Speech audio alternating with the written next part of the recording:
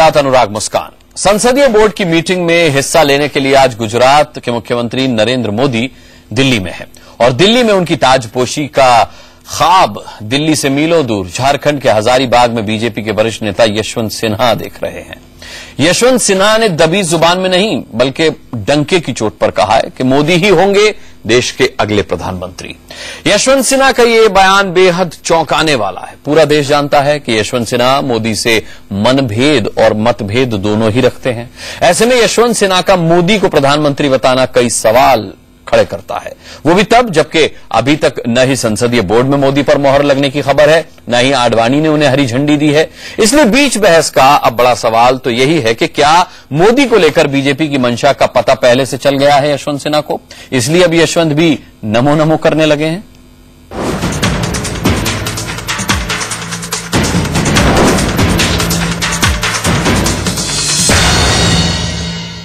दबी जुबान से नहीं, डंके की चोट पर कह रहे हैं। आज मैं आपके सामने डंके की चोट पर कह रहा कि इस देश के अगले प्रधानमंत्री श्री नरेंद्र मोदी होंगे।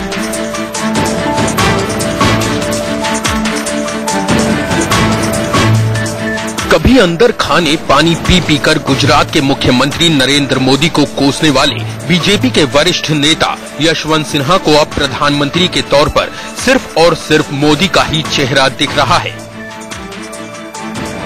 यशवंत सिन्हा दबी जुबान में नहीं, डंके की चोट पर मोदी को देश का अगला प्रधानमंत्री बता रहे हैं। सुनिए एक बार फिर मोदी को लेकर यशवंत सिन्हा के ख्वाब। दबी जुबान से नहीं, डंके की चोट पर कह रहे हैं। आज मैं आपके सामने डंके की चोट पर कह रहा कि इस देश के अगले प्रधानमंत्री श्री नरेंद्र मोदी होंगे।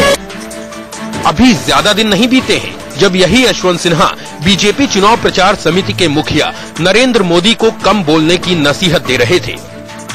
कि भयंकर संकट है, लेकिन इस तरफ पॉलिटिकल क्लास का ध्यान नहीं जा रहा है। इस पर देश में बहुत कम चर्चा हो रही है और चर्चा हो रही है बेकार के मुद्दों पर और बिल्कुल जिसको कहते हैं कि बेबुनियाद जो बातें हैं उसी पर हम लोग चर्चा कर रहे हैं।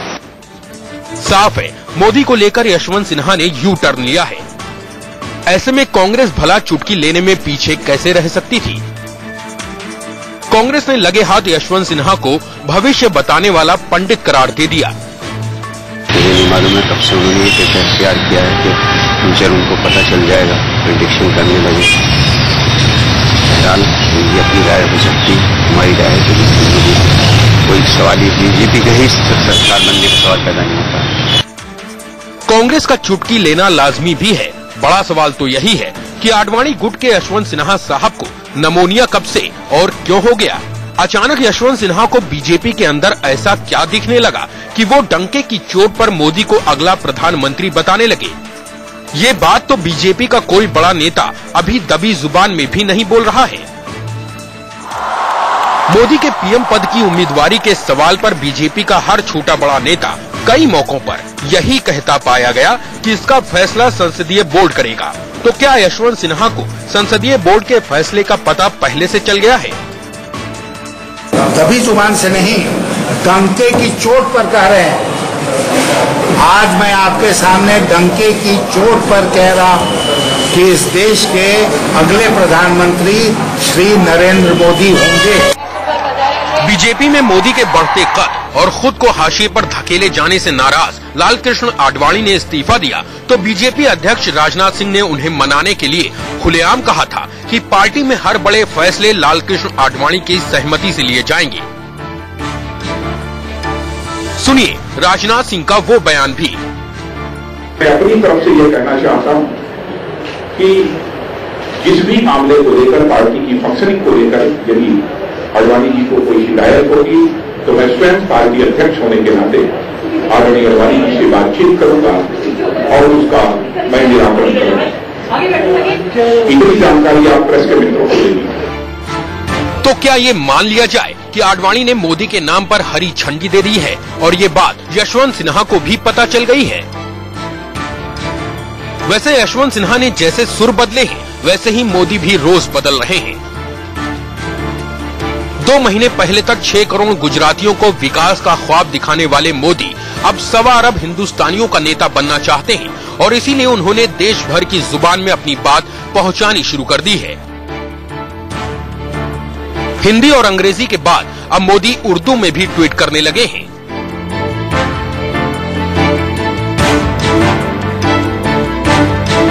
और अब यशवंत सिन्हा जैसे बीजेपी के बड़े नेता ने मोदी को खुलकर प्रधानमंत्री पद का उम्मीदवार घोषित कर दिया है। लेकिन बड़ा सवाल अब भी यही है कि क्या यशवंत सिन्हा की बात पर बीजेपी मुहर लगाने की हिम्मत दिखाएगी? दबी जुबान से नहीं, डंके की चोट पर कह रहे हैं।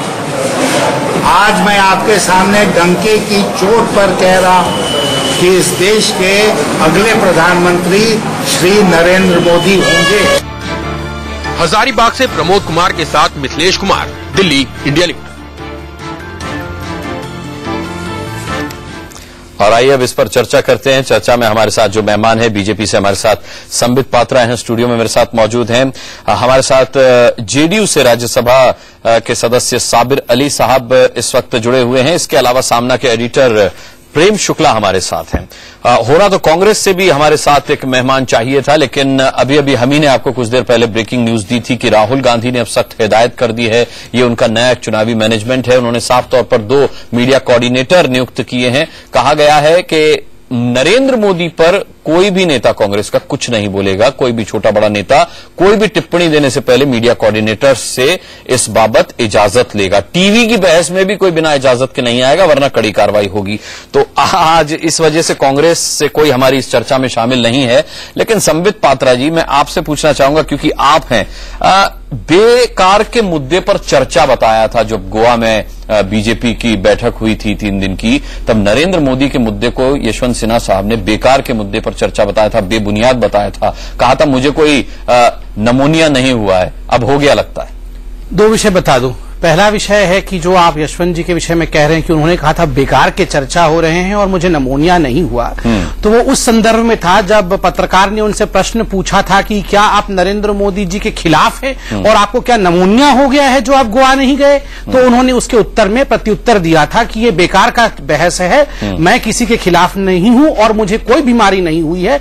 बाकी अलग कारण भी हो सकते हैं, पारिवारिक कारण भी हो सकते हैं जिसके कारण आदमी बैठक में नहीं गया हो। उन्होंने कहा था कि जो कुछ गोवा में हो रहा है वो बेबुनियादी चर्चा है और उस चक्कर में कई अहम मुद्दे छूट जा रहे हैं। नहीं, मैंने संदर्भ में और गोवा में मोदी के अलावा कुछ हुआ ही नहीं। नहीं, जो प्रश्न पूछा गया था वो प्रश्न भी मैंने बता दिया। प्रश्न यही था कि क्या आप मोदी जी के खिलाफ हैं या जो निर्णय वहां लिया जा रहा है उससे सहमत नहीं है, और क्या आपको नमोनिया हो गया है जो आप वहां नहीं गए। तो उन्होंने उसी संदर्भ में कहा कि ना मुझे नमोनिया हुआ है और ना मैं किसी के खिलाफ हूं, मैं पार्टी के साथ हूं, मगर नहीं जाने के और भी 1000 कारण हो सकते हैं। बिल्कुल साक्षर मैंने कह दिया। दूसरा विषय, आपने गोवा का संदर्भ छेड़ा है तो मैं बता दूं, गोवा में एक बहुत महत्वपूर्ण वक्तव्य आदरणीय राजनाथ सिंह जी ने रखा था जिसमें उन्होंने सशब्द यही कहा था कि लोकतंत्र में लोकप्रिय नेता का एक सर्वोच्च स्थान होता है। और आज जो यशवंत सिन्हा जी ने कहा है बिल्कुल वही सेंटीमेंट है कि एक लोकप्रियता जो नरेंद्र मोदी जी ने हासिल की है इस देश में,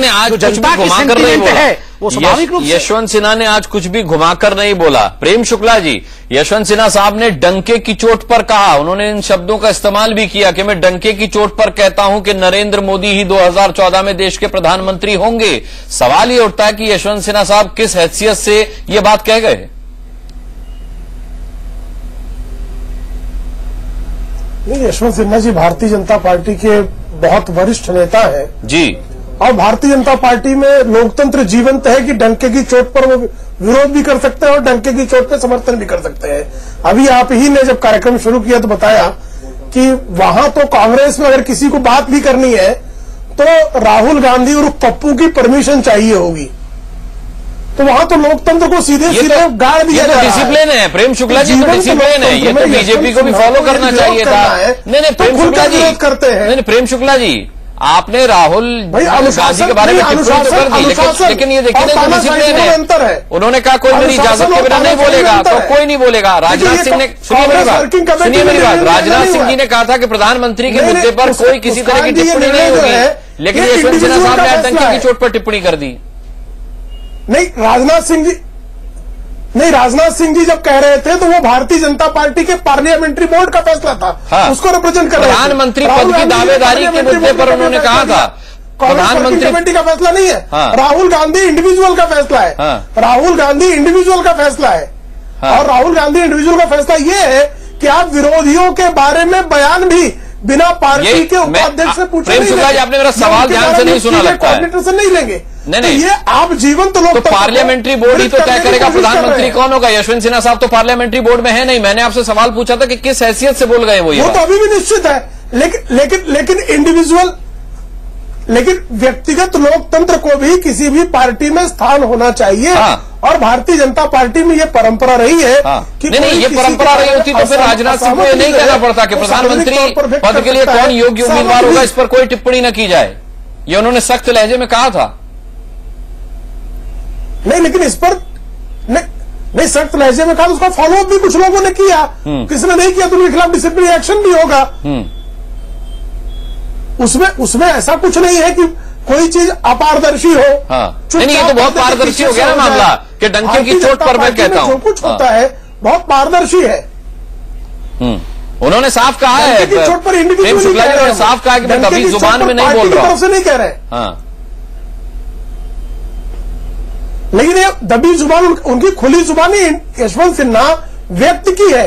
हाँ। यशवंत सिन्हा पार्टी की नहीं है। हाँ। यशवंत सिन्हा पार्लियामेंट्री लेकिन वरिष्ठ नेता तो है होने की हैसियत से नहीं कह रहे। नहीं, क्या पार्लियामेंट्री बोर्ड के सदस्य भी नहीं। संबित पात्रा जी, क्या पार्लियामेंट्री बोर्ड के अंदर कुछ नरेंद्र मोदी को लेकर फैसला हो चुका है जिसकी जिम्मेदारी यशवंत सिन्हा जी को लग गई हो, फिर मैं ये मानूं? देखिए, दो विषय। पहला विषय तो है जहां तक पार्लियामेंटरी बोर्ड और भारतीय जनता पार्टी का संभावना से इंकार नहीं किया जा सकता। नहीं, वो तो किसी की भी नहीं किया जा सकता। वो तो अरुण जेटली, सुषमा स्वराज, राजनाथ सिंह, किसी की भी संभावना से इंकार नहीं किया जा सकता। आपने बीजेपी का विषय उठाया है तो मैं एक उत्तर दे दूं, इसमें कोई दो मत नहीं है। लेकिन अभी फिलहाल तो नरेंद्र मोदी पर ही चर्चा चल रही है ना।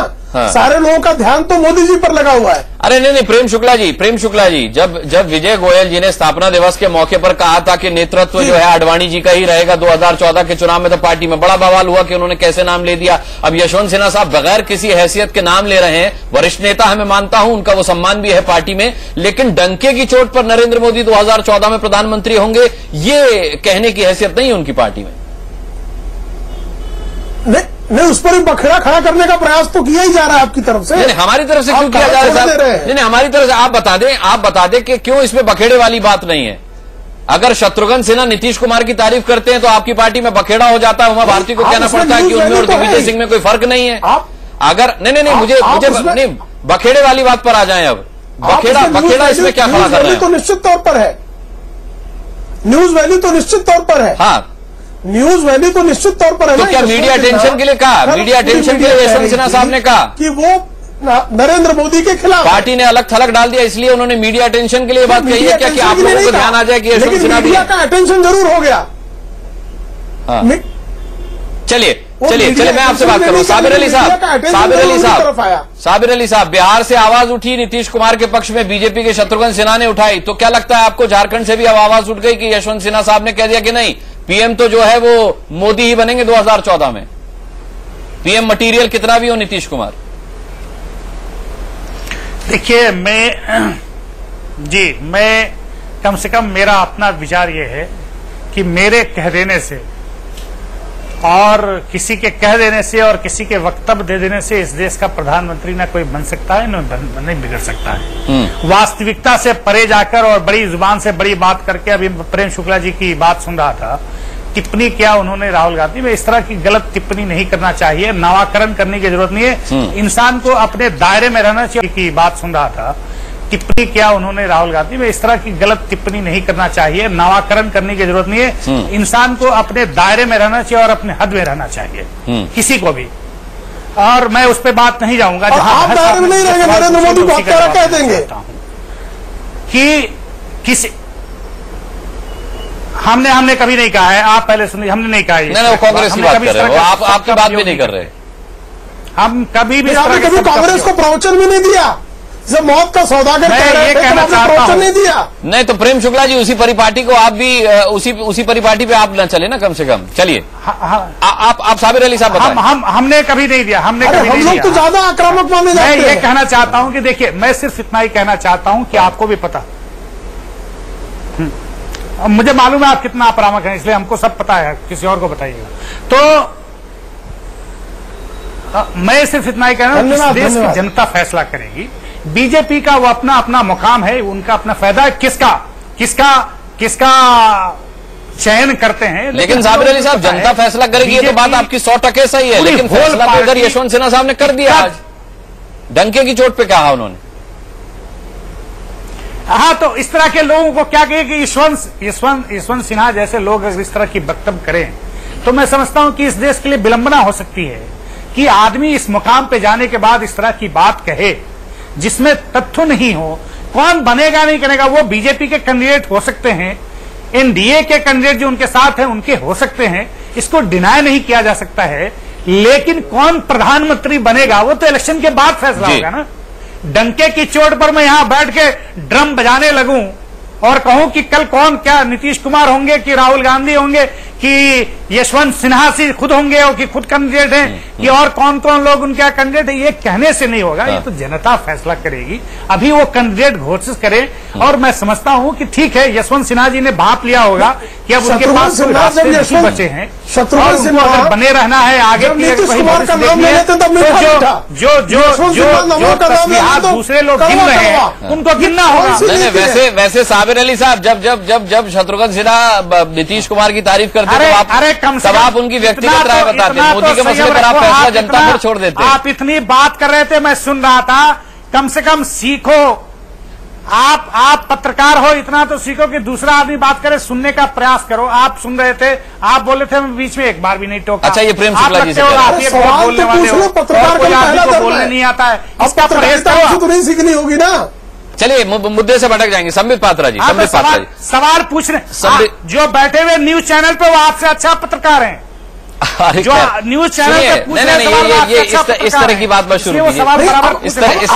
अब घटिया और अच्छा तय करना भी अब हमको साबिर अली से नहीं पूछना पड़ेगा। ठीक बात है, संबित पात्रा जी, चलिए ठीक है, नाराज ना होइए।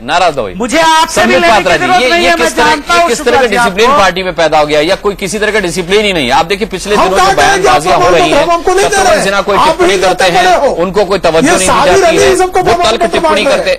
प्रेम शुक्ला जी, एक मिनट, वो तल्ख टिप्पणी करते हैं, कहते हैं मेरे पास कोई पद नहीं है, मुझे किस पद से हटा जाएगा, मैं तो कद रखता हूं, उससे मुझे कौन हटा सकता है।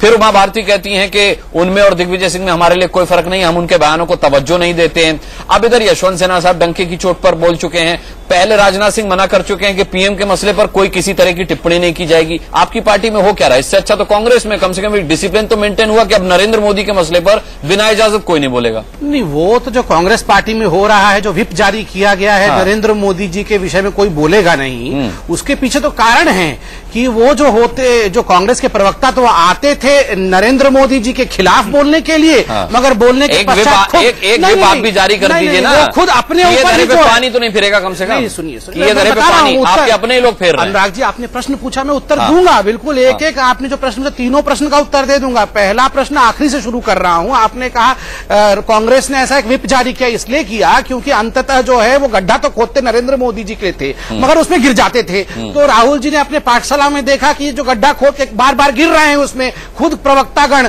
तो उन्होंने व्हिप जारी किया। कोई अपने गड्ढे में गिर रही ना सर? नहीं, बीजेपी गड्ढा खोदती नहीं है। बीजेपी और नरेंद्र मोदी जी जो बार बार कह रहे हैं कांग्रेस ने जो गड्ढा खोदा है अब उसे भरने का टाइम आ गया है, कांग्रेस मुक्त भारत का निर्माण करना है। और जहां तक यशवंत सिन्हा जी ने नरेंद्र मोदी जी के डंके के चोट पर कहा, मैं आपको बता दूं ऐसे किस लिए कहा। आज आप चौराहे पे चले जाइए, आज आप पान के दुकान पे चले जाइए, आज आप सोशल मीडिया पे चले जाइए, आप क्लबों में चले जाइए, जहां चले जाए दुकानदार से चौराहे तक हर जगह जो हवा बनी हुई है, वो हवा और लहर की बात बनी हुई है, वो हवा लहर की बात मोदी जी के प्रधानमंत्री के रूप में वो सब ठीक है। नहीं, वो ठीक है, हवा लहर बनी है, वो मैंने माना, मैं मान सकता हूं आपकी बात। तो उसी को डंके की चोट कहते हैं। नहीं, वो लेकिन उन्होंने अपना मत दिया है वहां पर। उन्होंने कहा है कि मैं दबी जुबान से नहीं करा, उन्होंने ये नहीं कहा कि नरेंद्र मोदी की हवा है और इस आधार पे मैं डंके की चोट पर कहता हूं। जब हवा साथ में होता है ना, तो हर किश्ती उस हवा के साथ, आप घुमा रहे बात को डंके का चोट कहा जाता है। आप घुमा रहे बात को, जैसे शत्रुघ्न सिन्हा ने अपनी बात घुमा दी। एक बार देख लेते हैं शत्रुघ्न सिन्हा साहब का नया ताजा बयान क्या। उनका कहना है कि उनके बयान को ठीक से समझा नहीं गया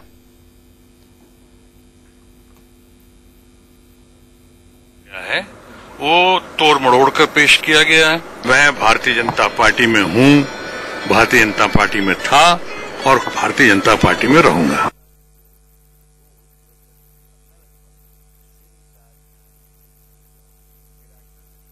शत्रुघ्न सिन्हा साफ तौर पर कह रहे थे कि उनके बयान को तोड़ मरोड़ कर। साबिर अली साहब कल नीतीश साहब की तारीफ कर रहे थे वो, और आज कह रहे कि उनके बयान को तोड़ मरोड़ कर पेश किया गया। क्या अब पहले क्या मतलब निकाले जाएं या अब क्या मतलब निकाले जाएं इसके?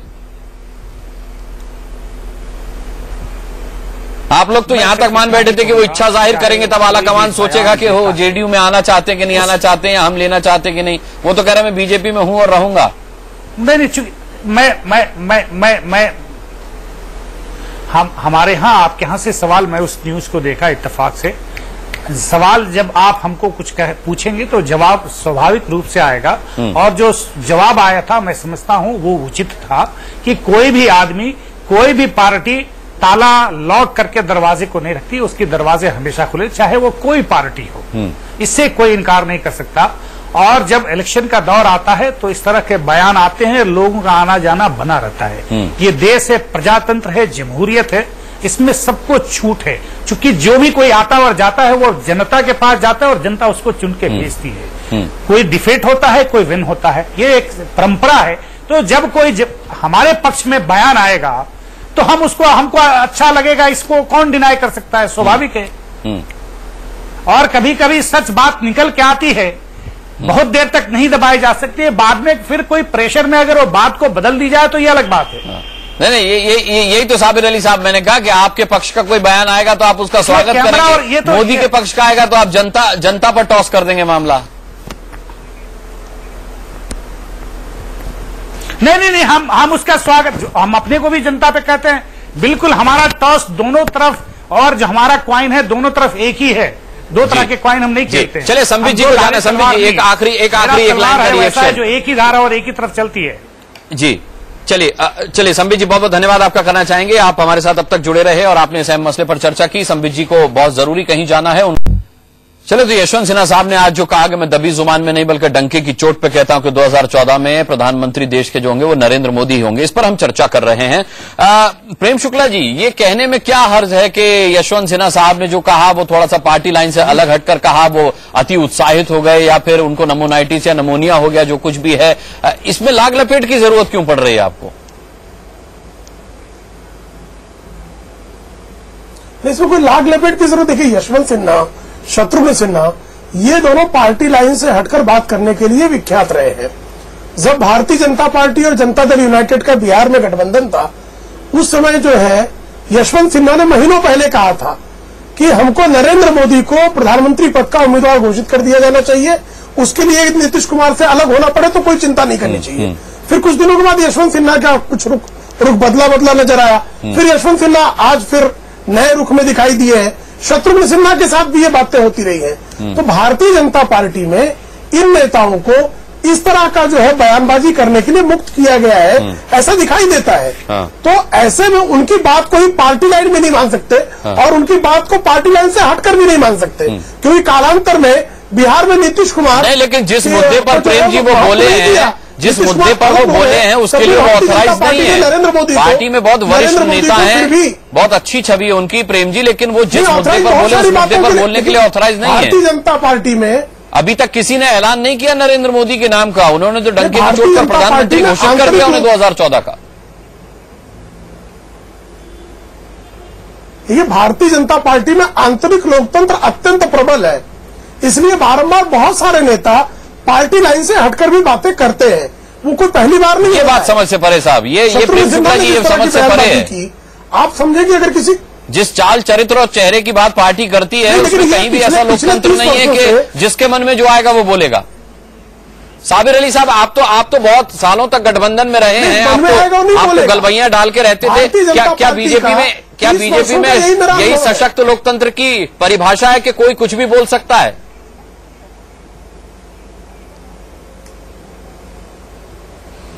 ये मैं समझता हूं कि सहूलियत की परिभाषा हो सकती है। ये सशक्त लोकतंत्र की परिभाषा नहीं है, ये सहूलियत की परिभाषा है।